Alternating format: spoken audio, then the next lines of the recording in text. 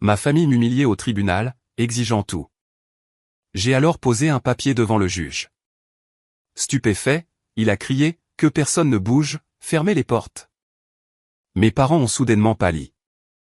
Je m'appelle Manon Dubois et, à 34 ans, j'avais bâti une petite entreprise prospère, pour voir ma propre famille tenter de tout détruire pour l'héritage de ma grand-mère.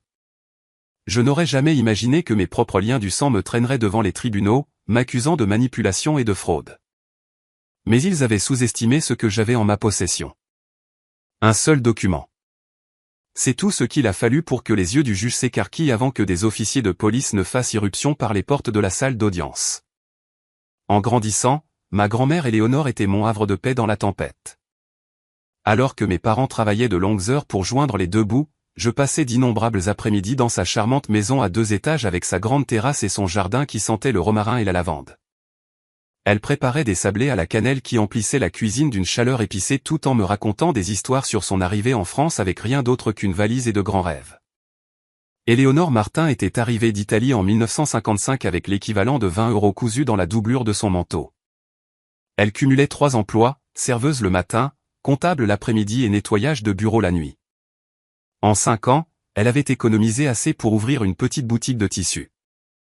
Ce début modeste est devenu les Textiles Martin, une entreprise qui a fini par fournir des matériaux aux grands fabricants de vêtements à travers le pays.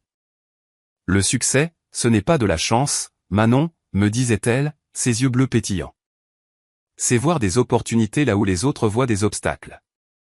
Au moment de ma naissance, grand-mère Éléonore était une femme d'affaires respectée. Elle avait survécu à mon grand-père de près de 20 ans, mais ne s'était jamais remariée.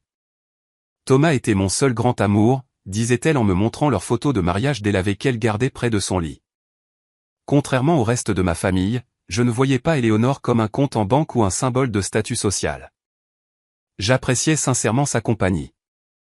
Alors que ma tante Patricia ne visitait que lorsqu'elle avait besoin d'argent pour sa dernière procédure esthétique, et que l'oncle Raymond se pointait pour emprunter de l'argent pour ses investissements sur qui ne marchaient jamais, je venais chaque dimanche juste pour passer du temps avec elle.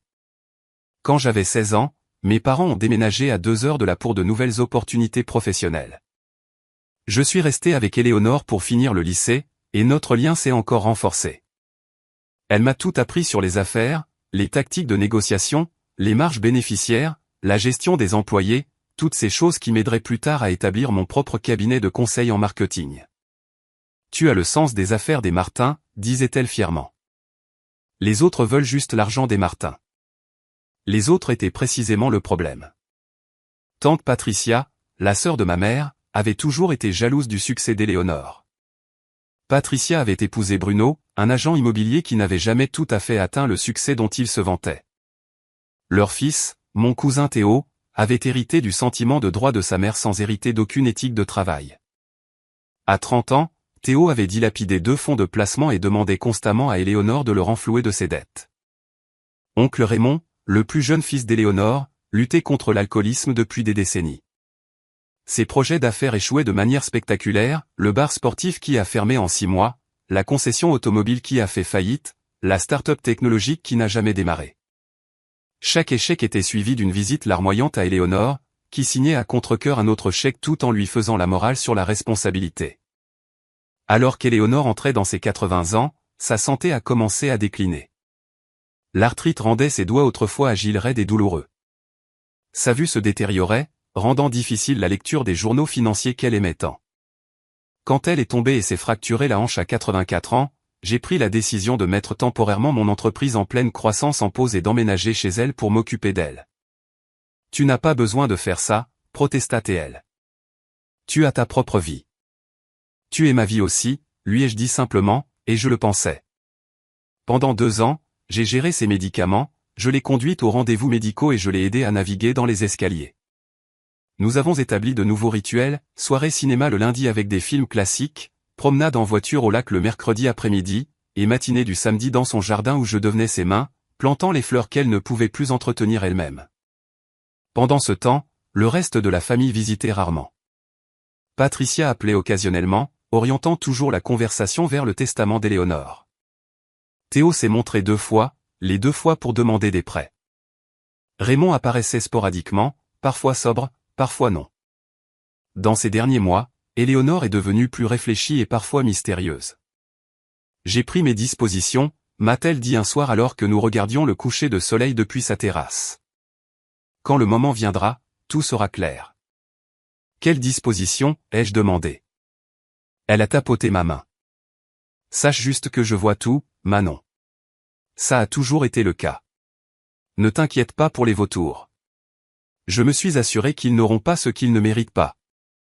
À l'époque, je ne comprenais pas ce qu'elle voulait dire. J'étais plus préoccupé par son confort que par le déchiffrement de messages cryptiques. J'aurais aimé poser plus de questions. Cela m'aurait peut-être préparé à ce qui allait arriver. La dernière conversation cohérente que nous avons eue portait sur la confiance. L'argent révèle la vraie couleur des gens, a-t-elle chuchoté, sa voix frêle, mais son esprit toujours vif. Regarde attentivement qui célèbre ton succès et qui le ressent avec amertume. Cela te dira tout ce que tu dois savoir sur leur caractère. Ces mots allaient s'avérer prophétiques d'une manière que je ne pouvais imaginer. Éléonore est décédée paisiblement un mardi matin d'avril.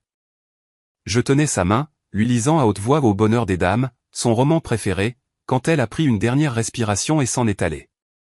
La pièce a semblé se vider de quelque chose d'essentiel au moment où elle est partie, comme si son esprit remarquable avait emporté toute la lumière avec lui. Les premières 24 heures sont passées dans un flou de larmes et d'appels téléphoniques.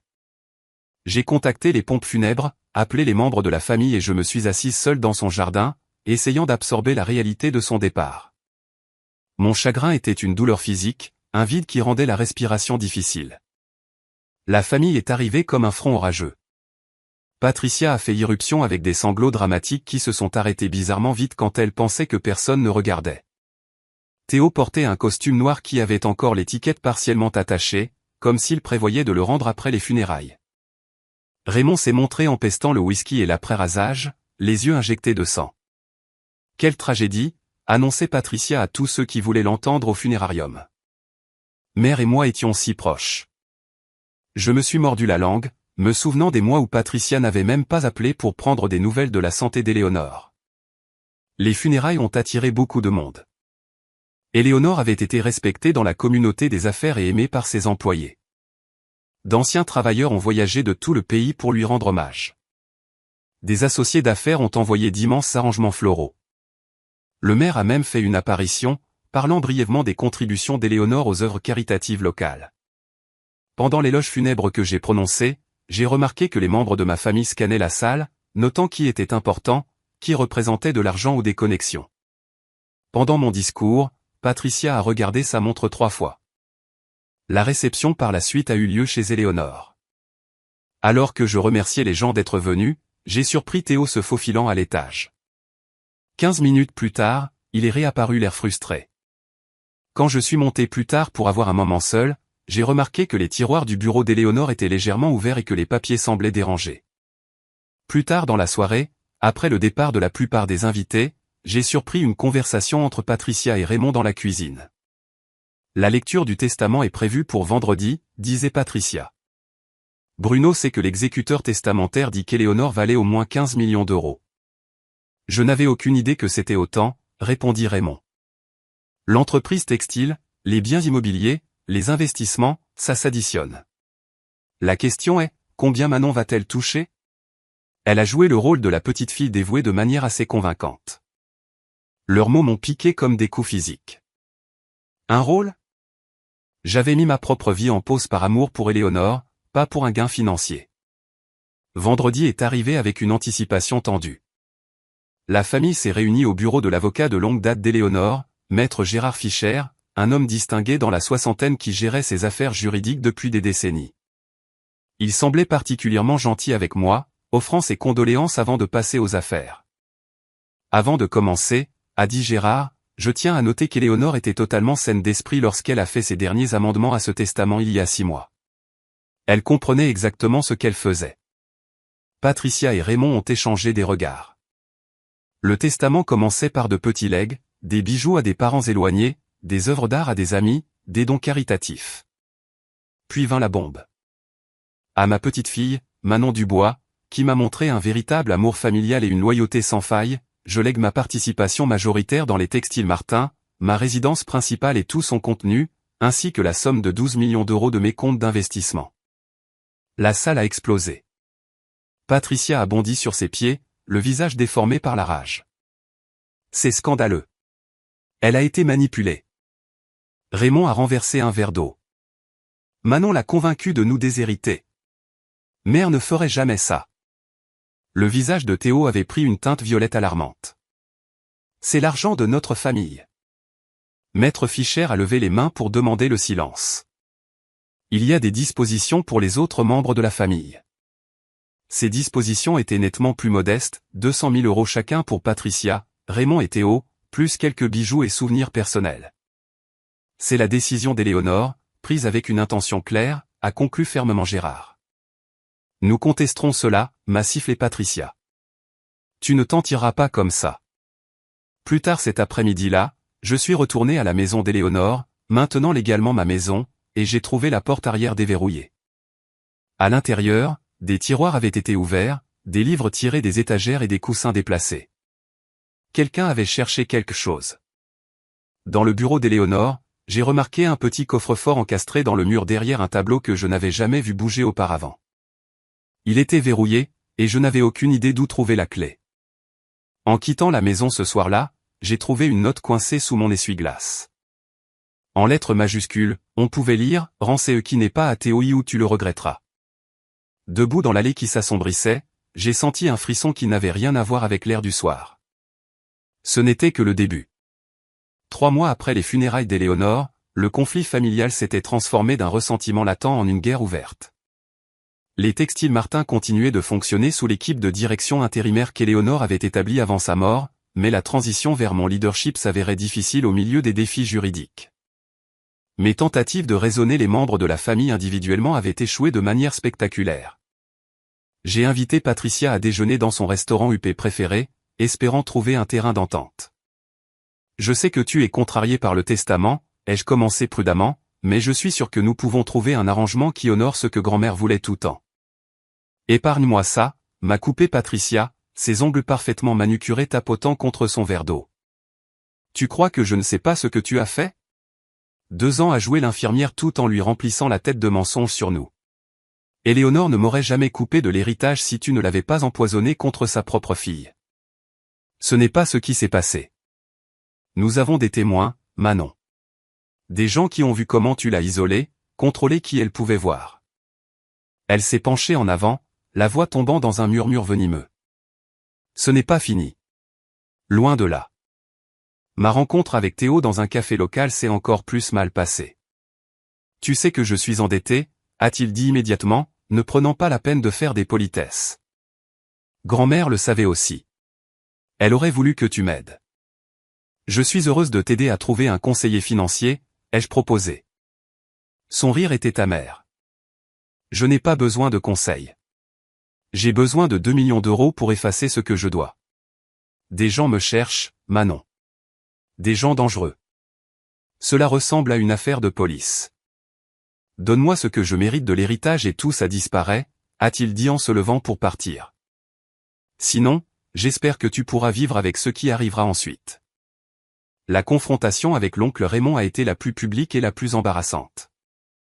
Il s'est présenté à mon bureau de conseil en marketing, clairement ivre à 14 heures. Mon assistante a essayé de l'arrêter, mais il l'a bousculé pour entrer dans une réunion client que je menais. La voilà, a-t-il annoncé à mes clients surpris, la petite manipulatrice qui a volé notre héritage familial. La sécurité l'a escorté dehors, mais pas avant qu'il ne crie des accusations sur le fait que je profitais d'une femme âgée. Les clients ont été compréhensifs, mais la nouvelle s'est répandue rapidement dans notre petite communauté d'affaires. Bientôt, j'ai commencé à entendre des rapports inquiétants.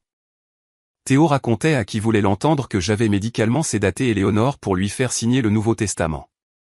Patricia répandait des rumeurs selon lesquelles j'avais empêché la famille de visiter pendant les derniers mois d'Éléonore. Raymond disait à ses compagnons de boisson que j'avais menacé Éléonore, disant que je l'abandonnerais si elle ne changeait pas son testament en ma faveur. Les murmures ont affecté mon entreprise. 2 clients ont annulé leur contrat. Une invitation à un dîner de l'industrie a été annulée. D'anciens amis sont devenus distants, clairement mal à l'aise avec la controverse. Puis est arrivée la notification légale. La famille avait engagé maître Marc Bellefeuille, l'un des avocats les plus chers et les plus agressifs de la région. Son cabinet se spécialisait dans la contestation de testaments, en particulier ceux impliquant des actifs substantiels.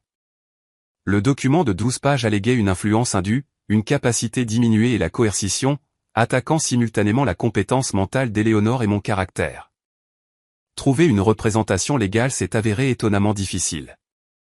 3 avocats ont refusé de prendre mon cas après les consultations initiales, citant des conflits d'intérêts ou simplement que l'affaire était trop compliquée. J'ai découvert plus tard que le mari de Patricia, Bruno, avait des relations dans toute la communauté juridique locale et avait passé des appels. Quand j'ai finalement trouvé Sophie Hernandez, cela a semblé être une intervention divine. Elle était nouvelle en ville, ayant récemment déménagé son cabinet de Lyon, et n'avait aucun lien avec ma famille. Ils utilisent des tactiques d'intimidation classiques, a expliqué Sophie lors de notre première réunion. La difficulté à trouver une représentation, la campagne de rumeurs, l'escalade des menaces, tout est conçu pour vous faire abandonner avant même d'arriver au tribunal. Leur dossier est-il solide, ai-je demandé, terrifié par la réponse. Pas d'après ce que vous m'avez dit, a-t-elle répondu. Mais les contestations de testament sont imprévisibles. Les juges ont une discrétion importante, et Bellefeuille est très doué pour créer des récits convaincants, même à partir de preuves fragiles. Une offre formelle de règlement est arrivée la semaine suivante. En échange de l'abandon de toutes les accusations de mauvaise conduite contre moi, la famille me permettrait de garder la maison et une petite partie de l'argent, environ 1 million d'euros. Ils prendraient le contrôle de l'entreprise et des 11 millions restants. C'est leur première offre, a expliqué Sophie. Ils espèrent que vous aurez assez peur pour la prendre. Je ne leur donne rien, ai-je dit fermement. Ce n'est pas pour l'argent. C'est pour honorer ce qu'Éléonore voulait. En organisant le bureau d'Éléonore, j'ai découvert des registres financiers révélant un schéma alarmant. Au cours de la dernière décennie, Patricia avait emprunté près de 300 000 euros à Éléonore. Théo avait reçu des prêts totalisant plus d'un demi-million, aucun remboursé. Raymond avait reçu près d'1 million d'euros pour ses entreprises ratées. Ils recevaient déjà leur héritage, ai-je dit à Sophie en lui montrant les dossiers. Éléonore les soutenait de son vivant. C'est utile, a dit Sophie en ajoutant les documents à notre dossier grandissant. Cela établit un modèle de dépendance financière et pourrait expliquer leur motivation à contester le testament. À l'approche de la date du procès, mon isolement s'est intensifié. Des gens que je connaissais depuis toujours traversaient la rue pour éviter de me parler. Le récit de la famille gagnait devant le tribunal de l'opinion publique. Un soir, j'ai reçu un SMS d'un numéro inconnu, nous savons pour le coffre. Donne-nous ce qu'il y a dedans ou sinon. J'ai changé les serrures de la maison le lendemain. Avec une date d'audience prévue dans seulement 6 semaines, je me suis jeté dans la préparation de la maison d'Éléonore pour une vente potentielle. Non pas parce que je voulais vendre la maison chérie, mais parce que Sophie m'avait conseillé d'être prête à toute éventualité. En triant le placard de la chambre d'Éléonore, j'ai trouvé un journal relié en cuir caché dans une boîte à chapeau. Le journal couvrait les 5 dernières années de la vie d'Éléonore. Son écriture, progressivement plus tremblante au fil des pages, documentait ses pensées, ses décisions d'affaires et, de plus en plus, ses inquiétudes concernant les membres de la famille. 15 octobre, Patricia a visité aujourd'hui. En 10 minutes, elle demandait d'investir dans le nouveau projet immobilier de Bruno. Quand j'ai demandé un plan d'affaires, elle s'est offusquée. Ne fais-tu pas confiance à ta propre fille, a-t-elle demandé. La confiance n'a rien à voir avec le sens des affaires, dont Bruno n'a jamais fait preuve. 3 décembre, Théo est passé. Une autre dette de jeu. Je l'ai payé après qu'il se soit effondré en pleurant à propos des menaces de son bookmaker. C'est la dernière fois. J'ai déjà dit ça, mais je le pense maintenant. Il doit faire face aux conséquences. 28 février, Raymond était ivre à 14 heures. Il a renversé mon vase en cristal et ne l'a même pas remarqué. Quand j'ai mentionné la cure de désintoxication à nouveau, il est sorti en trombe. Plus tard, il a appelé pour demander de l'argent pour tenir le coup. J'ai refusé. Il a dit que j'étais morte pour lui. Si seulement Manon n'était pas en voyage d'affaires cette semaine. Ces visites sont ma seule vraie joie ces derniers temps. Les entrées les plus troublantes dataient de l'année précédant sa mort. 10 mai, j'ai pris une décision. Manon héritera de la majeure partie de mon domaine. Les autres ont reçu plus qu'assez au fil des ans sans rien avoir à montrer pour cela. Patricia sera furieuse. Je dois prendre des précautions. 17 juin, rencontrer Gérard pour mettre à jour mon testament. J'ai aussi parlé avec Martin à la banque. Il documente tous les prêts aux membres de la famille. Je lui ai demandé de préparer un historique financier complet remontant à 10 ans. 3 septembre, Patricia a amené Bruno à l'improviste. Pendant qu'elle me distrayait dans la cuisine, il était seul dans mon bureau pendant 15 minutes. Le tiroir de mon bureau était légèrement entrouvert après. J'ai vérifié mes documents financiers. Rien ne manque, mais quelque chose ne va pas. La dernière entrée, datée de seulement 2 semaines avant sa mort, m'a donné des frissons. 22 mars, j'ai tout rassemblé. La clé est sur mon collier. Celui avec le petit médaillon en argent que Thomas m'a donné.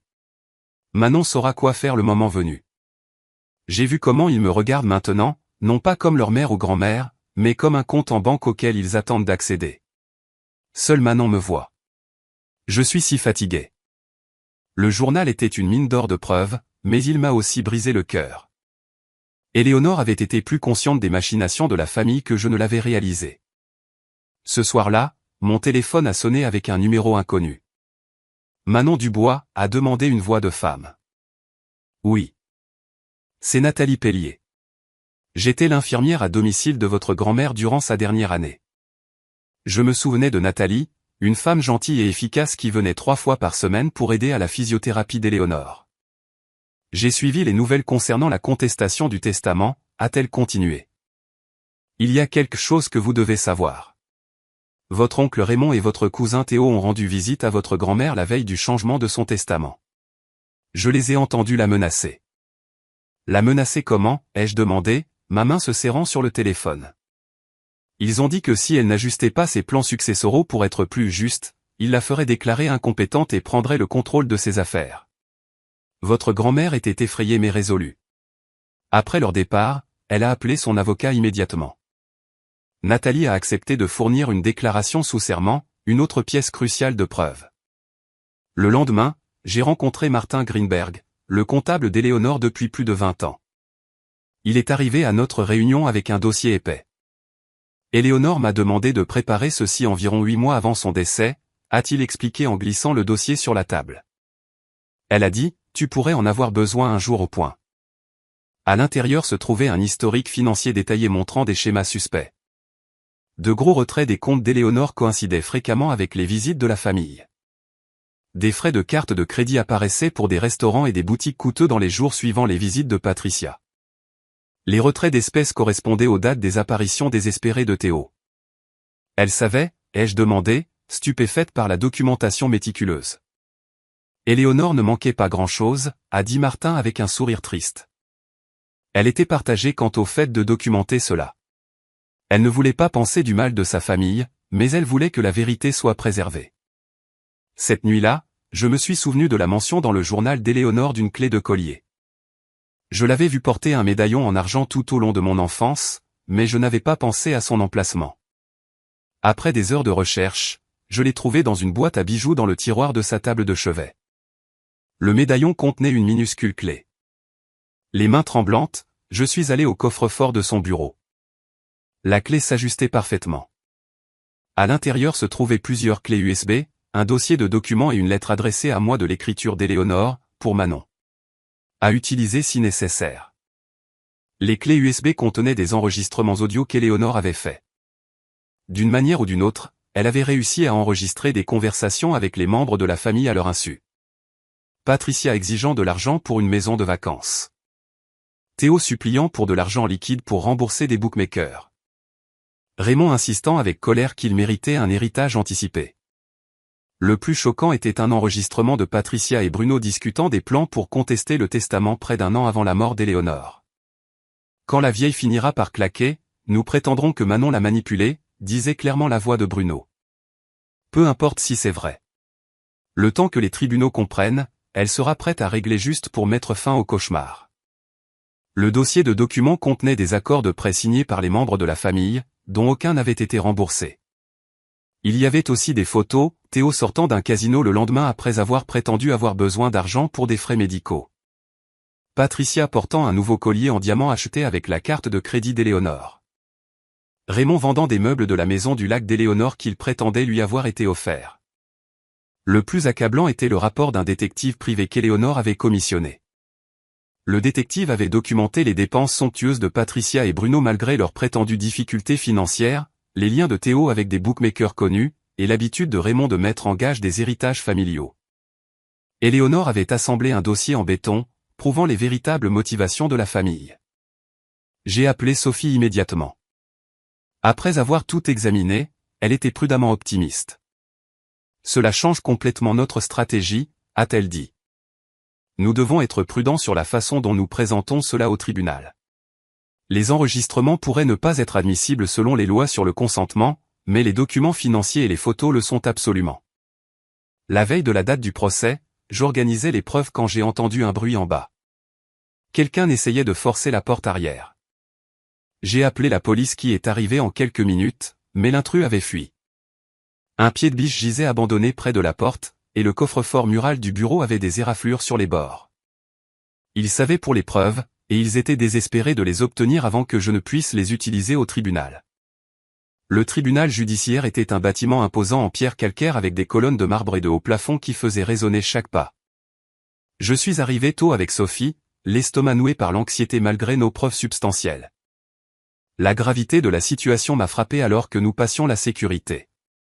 Ma propre famille essayait de me détruire pour obtenir de l'argent qu'ils n'avaient pas gagné. Patricia, Bruno, Raymond et Théo sont arrivés ensemble, un front uni en tenue bleu marine coordonnée qui criait « famille en deuil respectable ». Patricia avait même ajouté un accessoire, un mouchoir brodé aux initiales d'Éléonore qu'elle tamponnait sur ses yeux secs pour un effet maximal. Maître Marc Bellefeuille, leur avocat, exsudait la confiance dans son costume 3 pièces. Il portait une mallette en cuir qui coûtait probablement plus que le salaire mensuel de la plupart des gens et était accompagné de 2 jeunes associés qui s'agitaient autour de lui.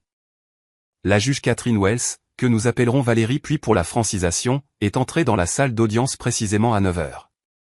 Une femme au début de la soixantaine avec des cheveux argentés et des yeux gris pénétrants, elle avait la réputation d'être rigoureuse et immunisée contre les performances théâtrales.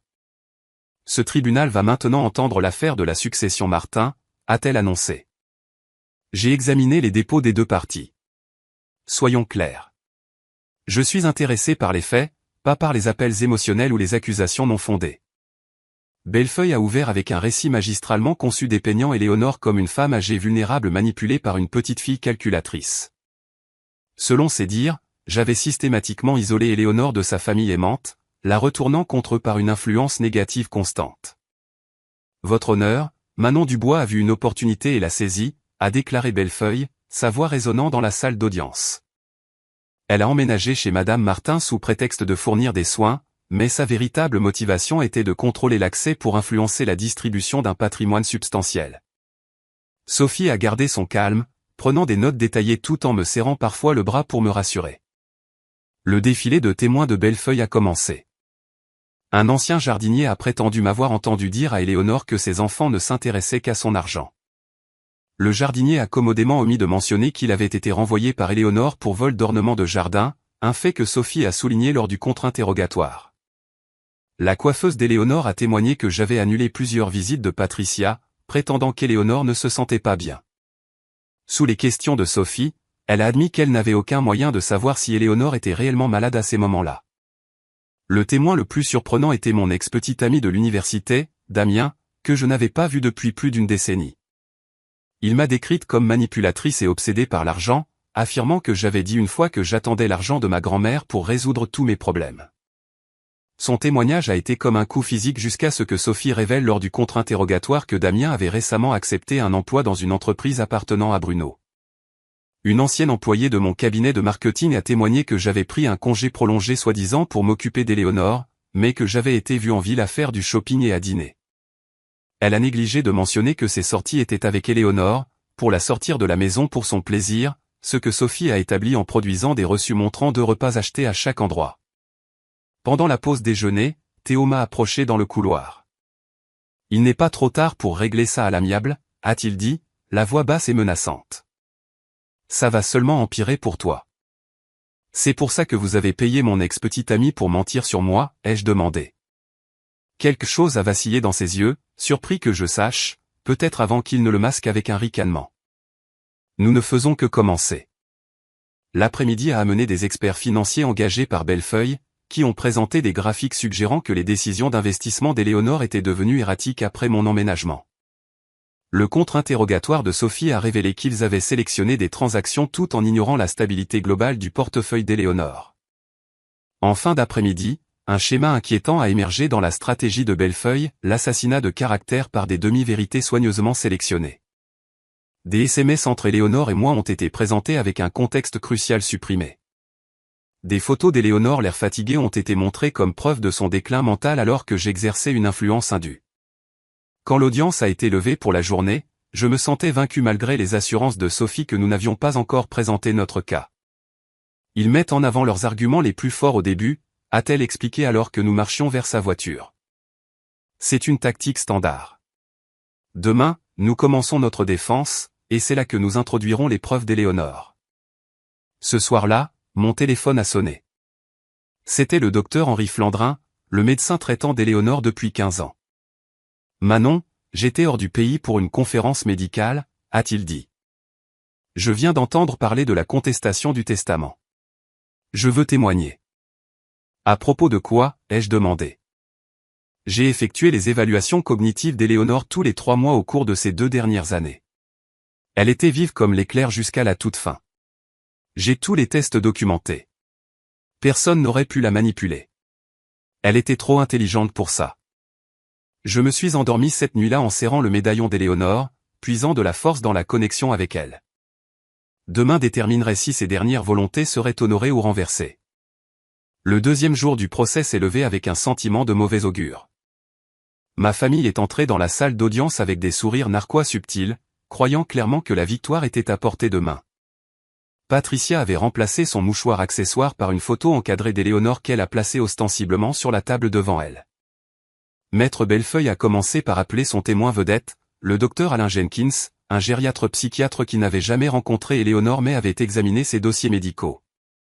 Basé sur mon analyse, a témoigné Jenkins, Madame Martin présentait des signes classiques de vulnérabilité cognitive dans ces dernières années. Perte de mémoire, confusion sur les dates, difficultés avec les concepts financiers. Tout cela est cohérent avec une capacité diminuée.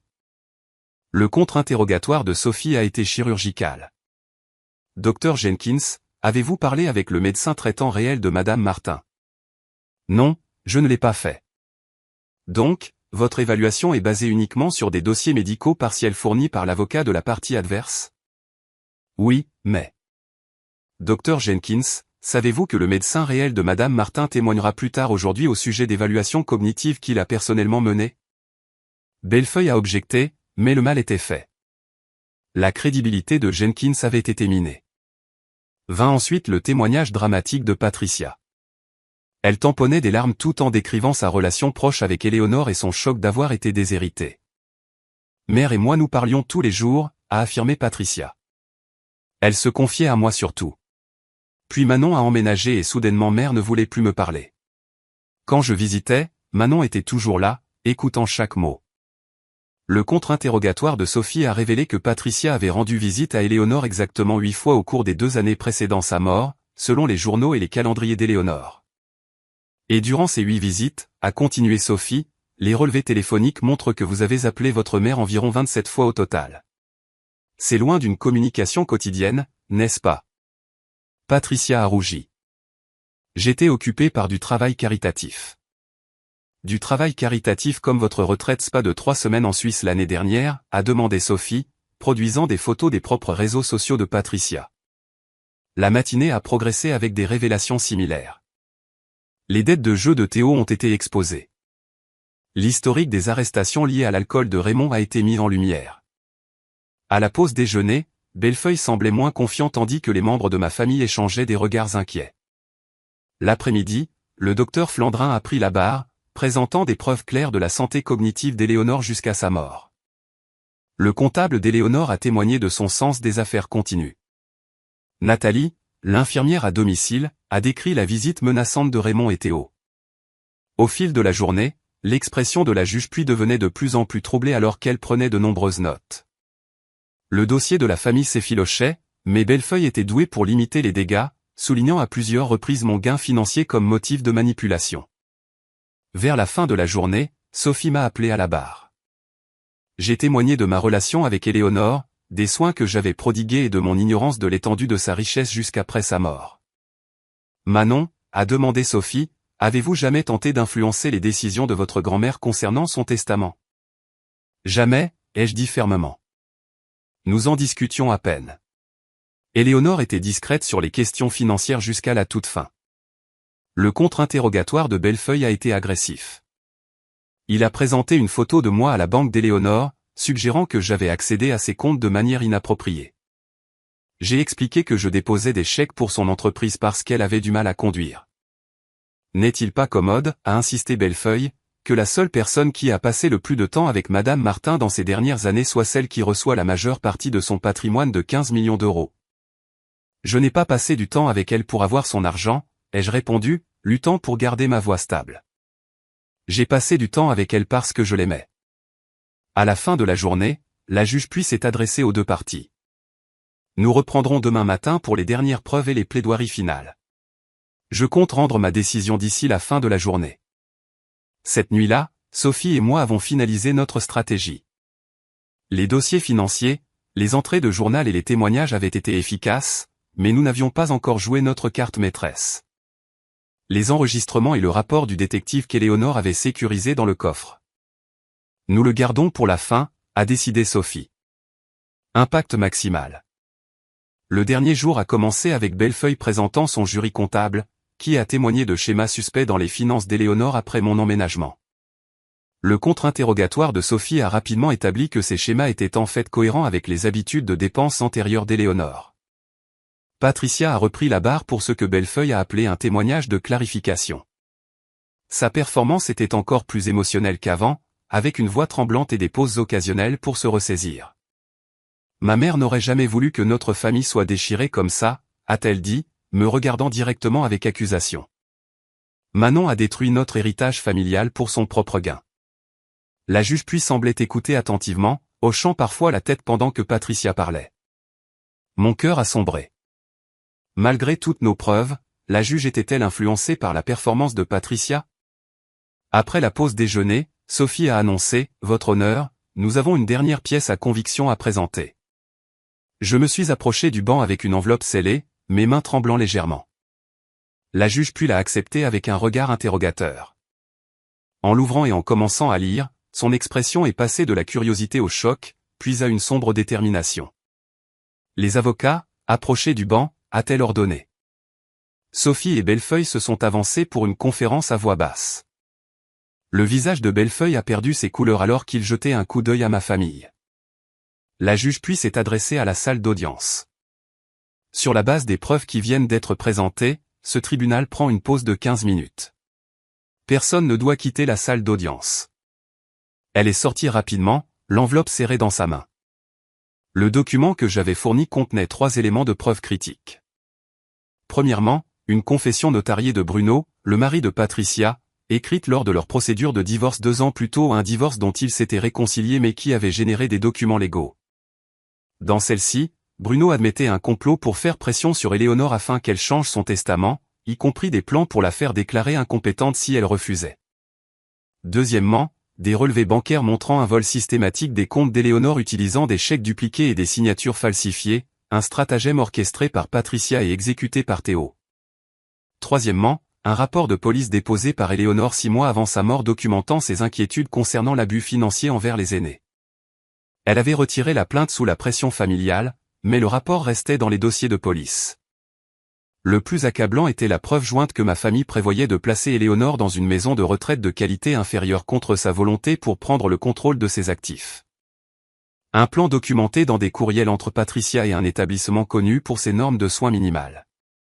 Quand la juge puis est revenue, elle était accompagnée de 4 officiers de police. Sur la base des preuves présentées à ce tribunal, j'ordonne la détention immédiate de Patricia Henderson, Bruno Henderson, Raymond Martin et Théo Henderson pour interrogatoire concernant un potentiel abus de faiblesse, fraude financière et complot. La salle d'audience a explosé. Patricia a crié, « C'est ridicule !» Manon a fabriqué ses preuves. Dans sa panique, elle a commis une erreur fatale. Ces enregistrements étaient censés être détruits. son admission involontaire a réduit la salle au silence. Elle venait de confirmer la connaissance de preuves dont elle n'aurait pas dû connaître l'existence à moins d'être effectivement coupable. Raymond s'est précipité vers la porte, mais a été rapidement intercepté par un officier. Théo s'est effondré sur sa chaise, la tête dans les mains. Bruno a commencé à chuchoter frénétiquement à Bellefeuille, qui s'est écarté avec un air de dégoût. La juge puis a frappé son marteau à plusieurs reprises pour rétablir l'ordre. Ce tribunal ne trouve aucun mérite à la contestation du testament d'Éléonore Martin. Le testament reste tel qu'il est écrit avec tous les actifs à distribuer selon ses volontés clairement exprimées. De plus, je réfère cette affaire au bureau du procureur de la République pour enquête criminelle. Elle m'a regardé directement avec une compassion inattendue. Mademoiselle Dubois, ce tribunal présente ses excuses pour l'épreuve que vous avez endurée. Votre grand-mère serait fière de la façon dont vous avez défendu ses dernières volontés. Alors que la police emmenait les membres de ma famille, Patricia s'est retournée pour me lancer une dernière accusation. Les mots sont morts sur ses lèvres quand elle m'a vu tenir le médaillon en argent d'Éléonore. À ce moment-là, elle a enfin compris. Éléonore avait eu plusieurs coups d'avance sur eux depuis le début. Les mois suivant la confrontation dramatique au tribunal ont apporté à la fois une résolution et des transitions difficiles. L'enquête criminelle a progressé rapidement, renforcée par la documentation méticuleuse d'Éléonore. Patricia et Bruno ont fait face à des accusations criminelles pour abus financiers sur personnes âgées et complot, acceptant finalement un accord de plaidoyer qui incluait la restitution, l'approbation et des travaux d'intérêt général. Théo a reçu une peine plus légère en échange de son témoignage contre ses parents. Raymond est entré en cure de désintoxication mandatée par le tribunal dans le cadre de ses conditions de probation. Debout dans le jardin d'Éléonore un matin de printemps, regardant les tulipes qu'elle avait plantées émerger, je ressentais des émotions conflictuelles. La justice avait été rendue, oui, mais aussi une profonde tristesse. L'héritage avait révélé le vrai caractère de ma famille, tout comme Éléonore avait prévenu que cela pourrait arriver. Aucune somme d'argent ne pouvait remplacer les liens familiaux qui avaient été irrévocablement brisés. Qu'est-ce que je fais maintenant, grand-mère, ai-je chuchoté à la brise douce qui faisait teinter les carillons du jardin qu'elle aimait tant. La réponse n'est pas venue en mots, mais en inspiration. Éléonore avait bâti son entreprise non seulement pour le profit, mais pour créer quelque chose de significatif. Je pouvais faire de même avec son héritage. Travaillant avec Gérard Fischer, l'avocat d'Éléonore, j'ai établi la fondation Éléonore Martin pour la protection et les soins aux aînés. Utilisant une partie importante de l'héritage, la fondation financerait une meilleure formation pour les prestataires de soins aux personnes âgées, une assistance juridique pour les seniors confrontés à l'exploitation financière, et des programmes communautaires pour réduire l'isolement chez les personnes âgées. Éléonore aurait approuvé, a dit Gérard quand j'ai partagé le plan. Elle disait toujours que l'argent devait servir au bien. La première initiative de la fondation a été de s'associer à un service de police local pour créer une unité de prévention de la fraude envers les aînés. La seconde a été d'établir un programme de bourse pour les étudiants infirmiers se spécialisant en gériatrie. Guérir mes propres blessures émotionnelles s'est avéré plus difficile que de gérer l'héritage. J'ai trouvé du soutien dans un endroit inattendu, un groupe pour les survivants de l'éloignement familial. Des réunions bimensuelles avec d'autres qui comprenaient la douleur unique de la trahison familiale m'ont aidé à traiter mon chagrin et ma colère. Le sang ne signifie pas toujours la loyauté, nous rappelait souvent notre animateur de groupe. La famille, c'est finalement ceux qui agissent comme une famille. Progressivement, j'ai renoué avec les vrais amis d'Éléonore, des gens qui l'avaient sincèrement aimé, pas son argent. Marguerite, sa partenaire de bridge depuis 20 ans, a partagé des histoires que je n'avais jamais entendues sur la jeunesse d'Éléonore. Jacques, son mentor en affaires, a révélé comment Éléonore avait discrètement financé les études universitaires des enfants de ses employés. Ces relations m'ont aidé à voir plus de dimensions de la femme remarquable qui avait façonné ma vie. 6 mois après le procès, en rénovant la maison d'Éléonore pour la rendre vraiment mienne, j'ai découvert un dernier cadeau.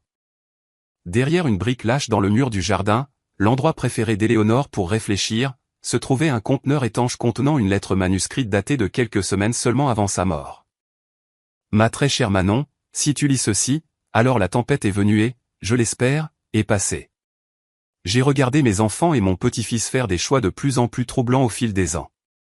Des choix motivés par le sentiment que tout leur est dû plutôt que par l'effort. J'ai permis ce comportement trop longtemps, croyant que la loyauté familiale exigeait un soutien financier indépendamment du mérite. Tu m'as montré un autre type de loyauté, basé sur l'amour et le respect plutôt que sur l'attente et l'obligation. Tes soins durant mes dernières années m'ont donné plus de joie que tout mon succès commercial combiné. Je me suis préparé à la bataille qui suivra probablement mon décès. Les preuves dans le coffre devraient te protéger de leur manigance. Utilise-les si nécessaire, mais ne laisse pas l'amertume te consumer après. S'accrocher à la colère ne fait que leur donner un pouvoir continu sur ton bonheur. Rappelle-toi que la vraie richesse ne se mesure pas en euros, mais dans la façon dont nous touchons la vie des autres. Tu as toujours compris cela intuitivement. C'est pourquoi tu mérites non seulement mon héritage financier, mais la chance de prolonger le but de ma vie.